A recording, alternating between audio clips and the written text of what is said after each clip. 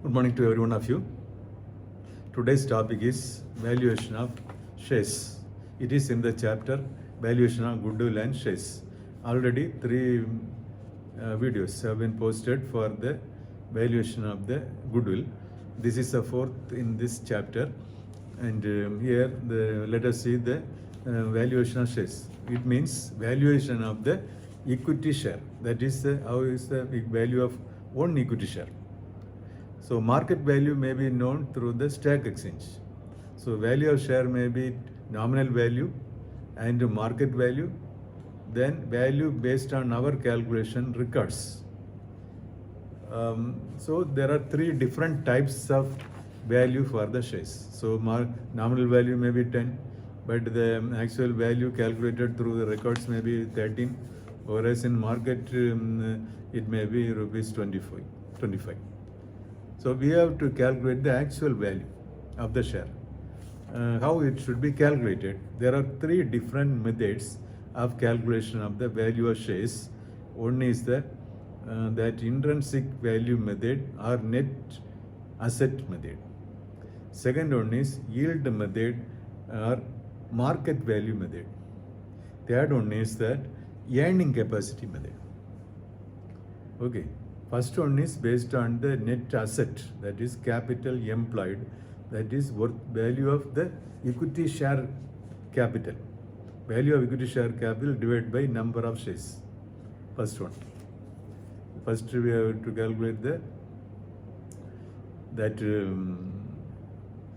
intrinsic value method or the net worth method, net asset method. In this method, we have to find out the equity share capital, total equity share capital. That means the capital, all resource and surplus, then minus all fictitious assets. This is the value of the capital, equity share capital. Total value of equity share capital should be calculated. Then it should be divided by number of equity shares. Okay. Then if it is capital employed is given, you have to deduct the preference share capital, then debenture, loan, or any other long term, capital should be deducted. Thereby you know the position of the equity shareholder. And equity shareholders fund, we are calling this.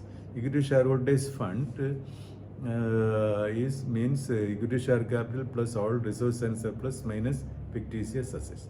Otherwise, capital employed minus other long-term borrowings, including preference share capital. Suppose nominal value of the capital is 5 lakh, but that equity shareholders fund may be 6,25,000. Or sometimes less than that, means 4,50,000. If 4,50,000, if the nominal value of share is 10 rupees, means it will be low. And if it is greater than the nominal value, if the equity shareholders fund, then it would be more than the nominal value. Okay, this have been well represented with the help of 4 illustration 13 to 16. And when you are taking into account of the illustration 13, you just see that in the 13 only that very simple. It has been value has been calculated, fixed assets have been taken, total of that, and liabilities have been deducted. And from that, preference share capital have been deducted. Thereby, that amount seems to be 6 lakh. And 6 lakh divided by 50,000 means 12 rupees. Then number of equity shares you have to find out from the equity share capital divided by the paid up value share. Nominal value may be 10, but the paid up value may be less than that. Then accordingly you have to divide and to find out the number of equity shares. So that you can apply from the equity shareholders fund divided by number of equity shares. Then let us see the illustration 14. In the illustration 14, also very simple. The profit and loss account is given. Equity shareholders fund is calculated through adding the equity share capital plus general reserve plus capital reserve, then plus profit and loss account. you got that value 8,13,000, and less the fictitious asset has been deducted, less discount on issue of shares, then dividend for preference shareholders deducted, then you got the value of the equity shareholders fund. Then number of equity shares have been calculated by 6,30,000 divided by 7, that seems to be 90,000. Then let us see the illustration 15. In the illustration 15, balance sheet is given.